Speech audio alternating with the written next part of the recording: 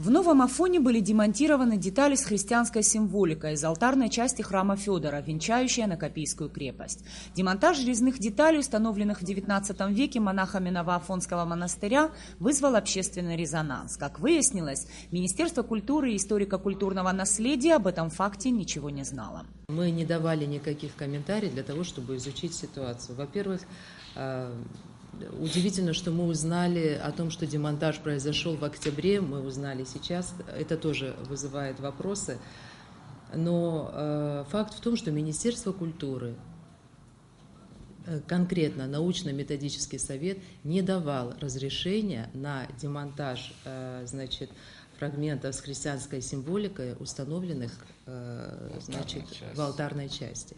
Не было разрешения. По словам Эльвиры Арсали, работы по демонтажу были произведены работниками историко-культурного заповедника Анакапия без согласования с министерством, которое является главным государственным органом по охране и надзору над объектами историко-культурного наследия.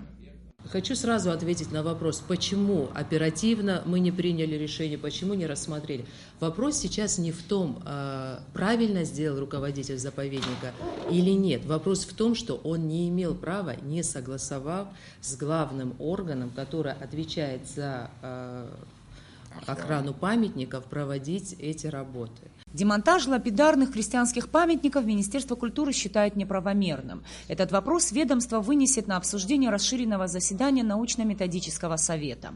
Также Минкультуры подготовит предложение для внесения поправки в Уголовный кодекс Республики в часть статьи 241 «Порча и разрушение памятников историко-культурного наследия». Что касается подробностей происшествия в селе Цибельда, где во время дорожных работ на территории полигона Министерства обороны Абхазии произошло разрушение памятника культуры, группа специалистов заактировала данный факт. У нас очень сложно с реставрацией, потому что нету достаточных специалистов, у нас нету средств. В Абхазии всегда было реставрационное управление, и я, когда работал до войны на археологических объектах, после любых работ специалисты это делали. К сожалению, у нас нету, что-то надо делать, но это абсолютно не значит, что вот так скоропалительно, не предупредив нас, можно принимать такие решения. Министерство культуры Абхазии продолжит работу по созданию общественного совета по охране объектов историко-культурного наследия. Также ведомство определит правовой статус музея Абхазского царства и разработает положение об охране и учете артефактов в соответствии с действующим законодательством о деятельности музеев. Нисфа Аршба, Тимур Гогохия, Абхазское телевидение.